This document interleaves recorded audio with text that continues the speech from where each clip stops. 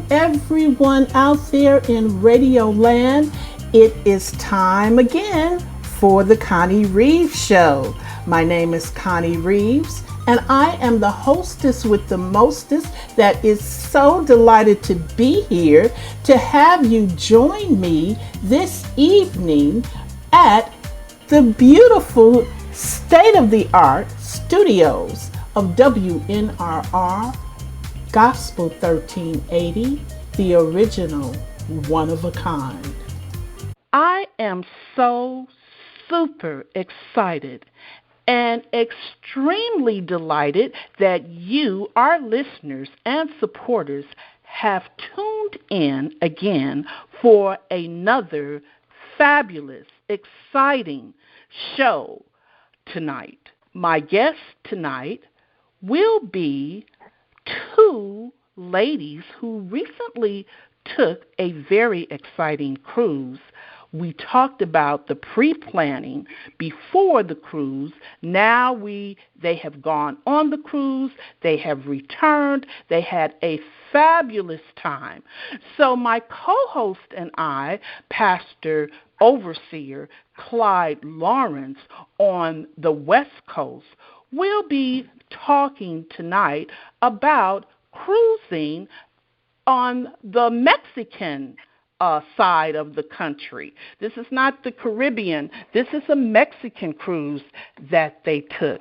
So my guest, Oneita White, and she is the founder of the I Fight Like a Girl Every Day organization, and Cindy Howell, who will also talk to us about some of the preventions and some of the symptoms of breast cancer, because that's what Oneita hosted her cruise for. It was for breast cancer survivors.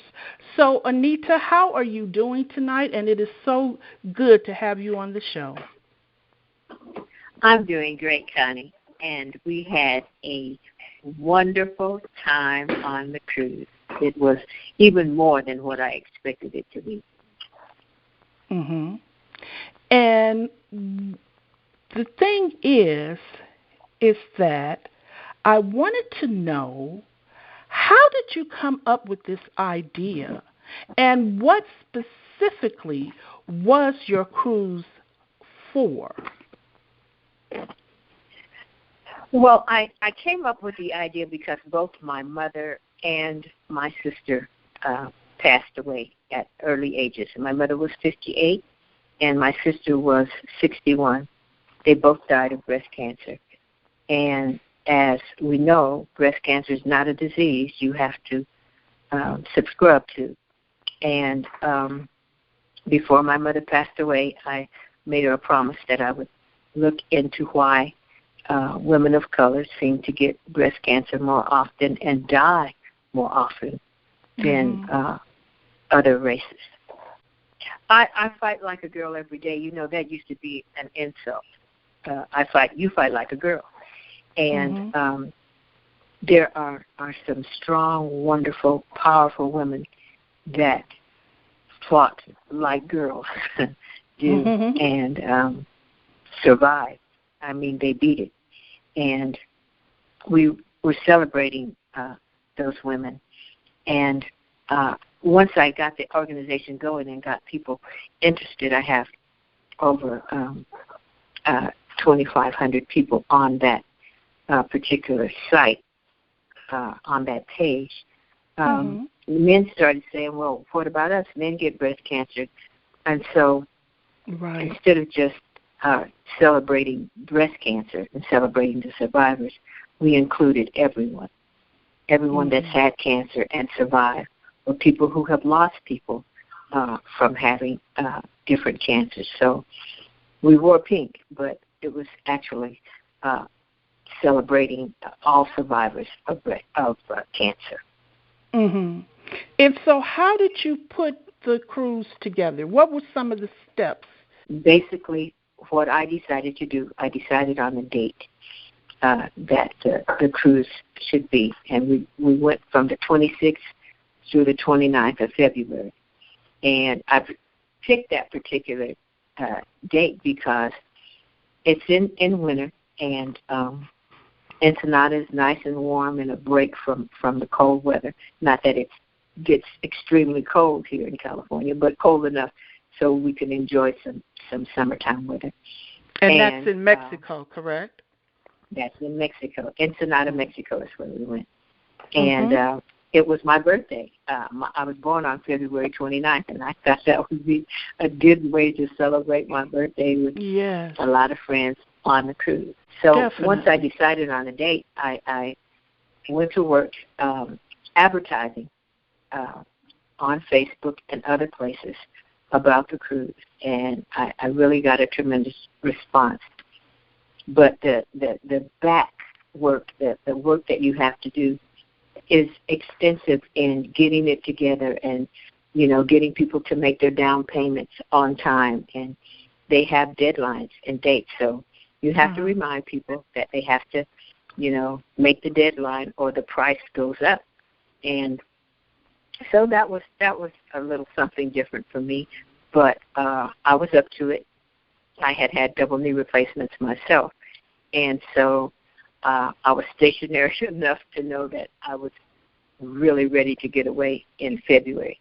And so I started planning this in June and set the date and knew the price. And so when people would call and ask about it, I would send them a flyer on exactly what they needed to do, when their payments were due, and get their debit card number or credit card number so that the airlines could do electronic money because they don't take cash. Okay. And so we, after we got that established, and you have to establish that with each person and let them know you're going to be safe giving your credit card number to me, because I'm only going to give it to the ship line so that they can debit your card for each payment that you make. So once everybody got that they don't take cash, you can't pay for the trip with $100 bills. You have to do it with electronic money. And basically reminding people of the deadlines and getting them to do it on time so that their price wouldn't go up was, something that I had to do. I had a list of people that were going and that had made their deposit, and so I knew that I had 30 people going, and so we worked from there. That's good, 30 people. That was really a good, nice crowd you had going there, huh? It was. We had a fun bus that left from Oakland. I think we had 23 people, 22 or 23 people that left from Oakland and came back on the fun bus, which was fun. We had a good time on the bus. Oh, wonderful, wonderful. Now, the people who joined you in the 30 people who were part of the group, were they all breast cancer survivors, or who exactly were the people that joined the group? Well, no, they were not. Some of them survived other types of cancer, but I did have a husband and wife who she had breast cancer and he had prostate cancer. Then I had two other ladies who had survived breast cancer. They were sisters, and their older sister brought them, and they were the first time they ever spoke publicly about both of them having breast cancer. Then I had a dear friend that Cindy introduced me to. Her name is Etta Lundy, and she is a 20-something year survivor of breast cancer. And then Etta got lung cancer, and she fought and beat that. Wow. One of my friends, is 74, and she had colon cancer and spoke eloquently, and now both of her children have cancer. So we had a gentleman come, and he took care of his mother until she passed away. She had stomach cancer. And then I met some people on the cruise that just came into our celebration, two sisters. their mother had passed away, and they came and joined our candlelight celebration. So we had people who had people that they'd lost and were celebrating their life, or just celebrating with friends who have had cancer and survived it. So we had a variety of people there. Yes. And that cancer, that is something else. I call it a demon, because that's exactly what it is. And it affects everyone's household. You either know somebody with it, or you have it, or it attacks everywhere around the world, no matter what color, what age, male, female, whatever. It's a demon. It's really a demon. And I think this is so good that you brought these people together. Now, let me ask you this. How was it? What cruise line did you work with? I work with Carnival, and I there's not one bad thing I can say about Carnival. Once they you call in with your CLIA number, and they look up your cruise, and everyone would say, "I fight like a girl every day. I love that. Are you all cancer survivors?" And I'd say yes. And then they would actually talk about either they were a survivor. I talked to a young lady and a young man. Her aunt actually wanted to go on the cruise, but she was going through chemo, and the doctor wouldn't allow her to leave. And she lived in Florida. Okay. And but Carnival assistants, all of them, helped me, because this was my first cruise, Connie. Not my first cruise, but the first time I was a travel agent. Yes, and planning so, they helped me in ways and with things that I didn't even know I needed to know. You know what I mean? And when you first pay a fare, the person is not put into a room. So once there's just things that you don't know. When you have a group level, and then once all the fares get paid, then they raise the group level too, and everybody gets their own reservation number.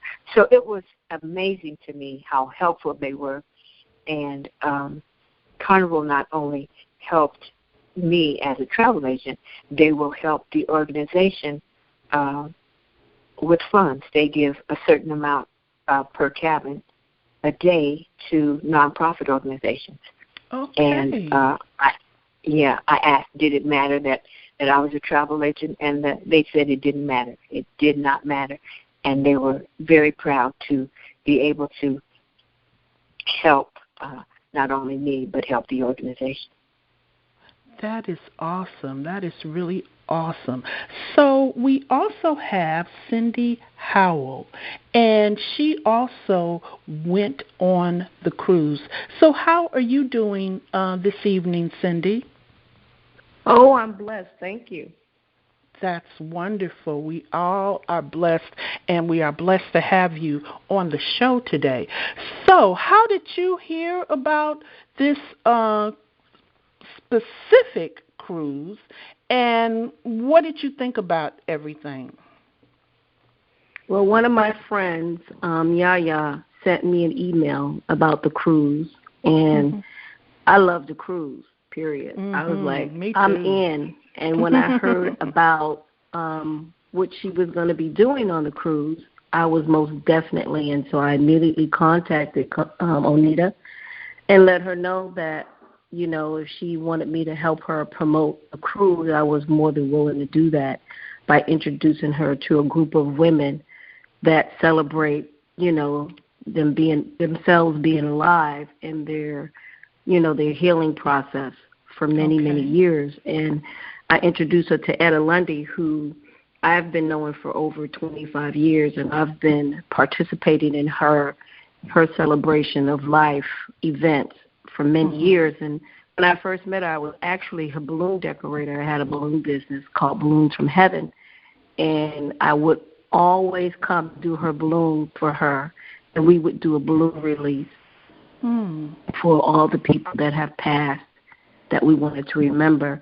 And it was also a way for the women and anybody that came to let that person go so they can start their lives over, because I found that women were always grieving over their loved ones that have passed. Yes, and they just never had a chance to let go. So that was a symbolic way for them to let that person go and to know that they still had to live their lives and to move on and to heal. I do a lot of work in the community. I opened up a wellness center 4 years ago, and the name of my center was Natural Healing Tree Women's Wellness Center. And my goal when I opened up the wellness center was to bring women that live in the community that are stressed out, but they're still fighting for the community. City council meetings, there's support, there's anchor in the community that don't take care of themselves. And often I found that these women were dying early because they don't go for physicals. They don't have a real support system. They don't have a place where they can go and really make that deeper connection, healing. So I wanted to create a space where women were able to come and connect and work together and heal together. And I did that successfully. And I love to, reframe what Anita said. Why are African American women and men as well dying early of cancer? And a lot of my clients were recipients that came from cancer because of depression. Anytime you are dealing with a major illness like that, that's catastrophic in your life, and you're trying to heal, and then you got family issues, and then you have financial issues, then you get depressed, you become suicidal. So I started dealing with people in that arena, and I saw how devastating this was, not just for the people watching them, their families, but for them. They give up. Yes. And what are some of the symptoms of breast cancer, and how should a breast cancer survivor specifically be eating to take care of themselves? Well, there's all kinds of symptoms, and sometimes people are asymptomatic. They don't have any symptoms at all. They just go one day to the doctor. They have a bump somewhere, a lump somewhere, and they test it and it's cancer. They just don't know. So it can be anywhere from a lump in your breast, your voice going hoarse, bloody stools.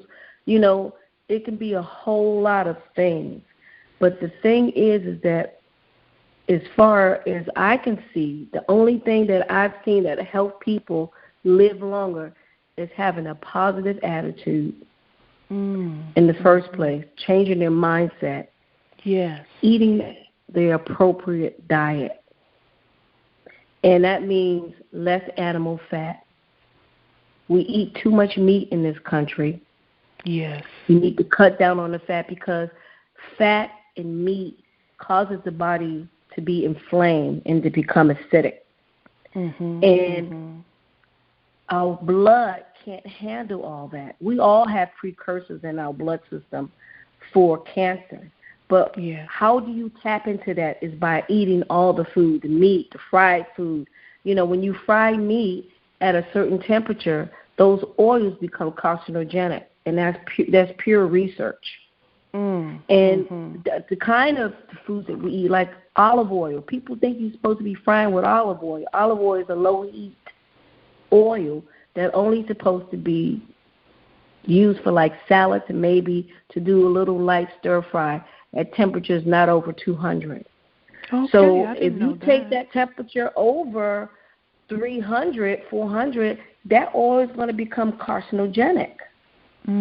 So you have to learn to eat with more high heat. If you're going to be doing high heat cooking, you need to be having oils that do that high heat cooking, like avocado oil, grapeseed oil, peanut oil. Those are high heat oils that don't become rancid and become carcinogenic.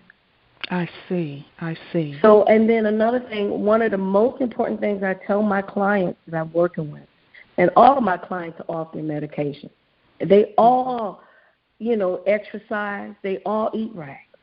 the leafy greens. Get back to eating God's food. He's already taught us this.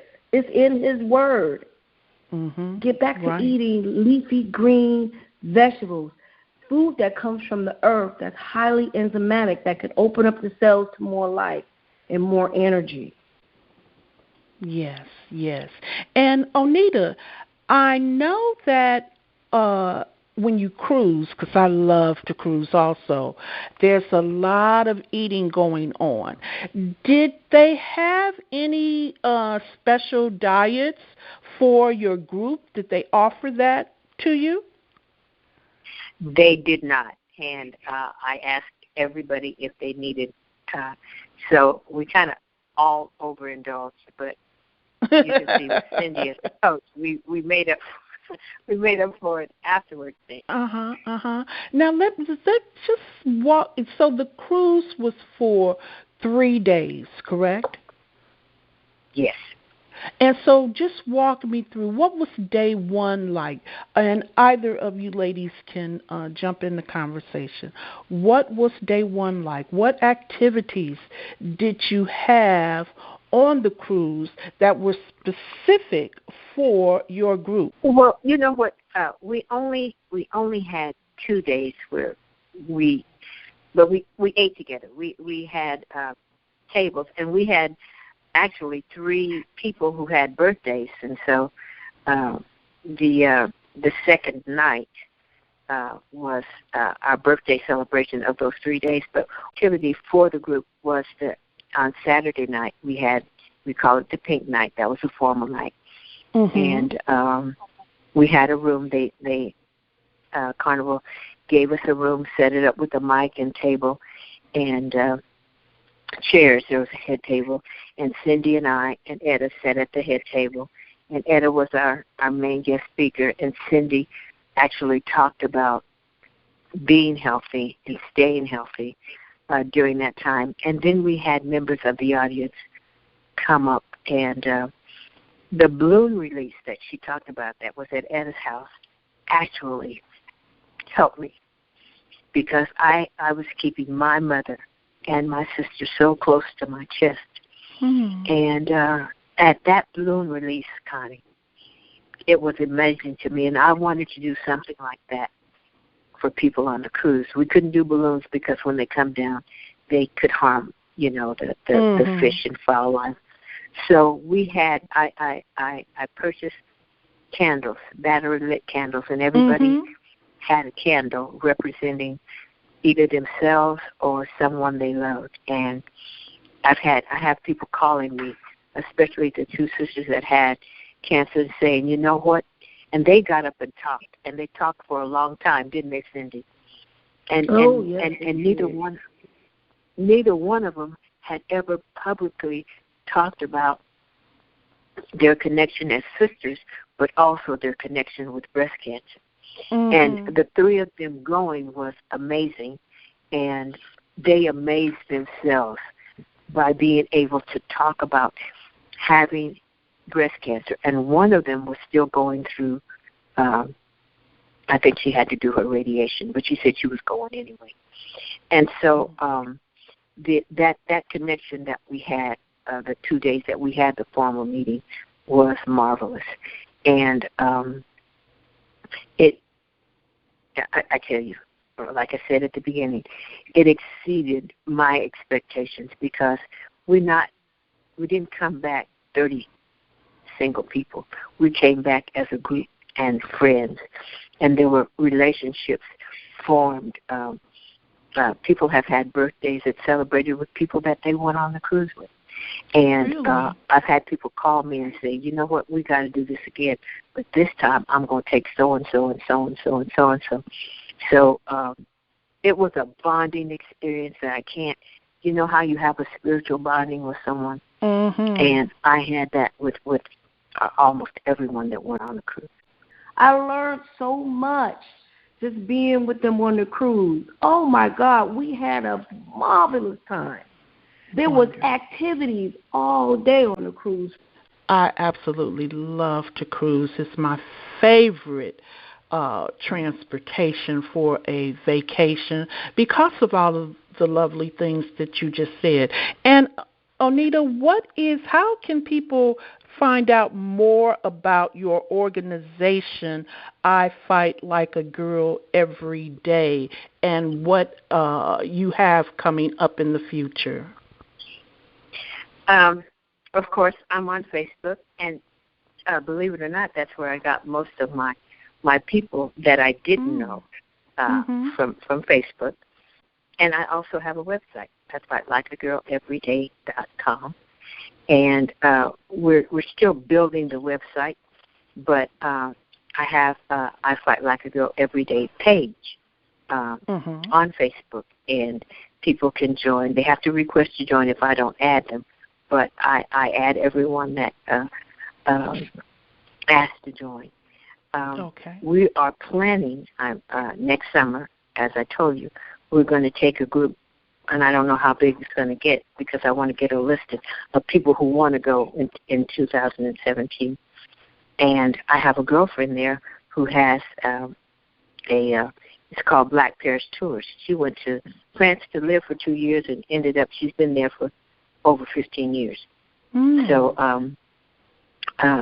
we're going to, do a lot of black entertainers left the United States because they could get more recognition and better pay abroad. Right. So we're gonna do that, and so you can look to hear many things from I Fight Like a Girl Every Day. I absolutely love it. I turned 68 on my birthday, and this is something I can do until I die.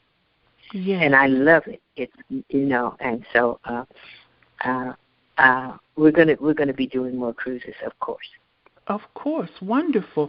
And Cindy, do you work as a health coach now, and how can people get in touch with you?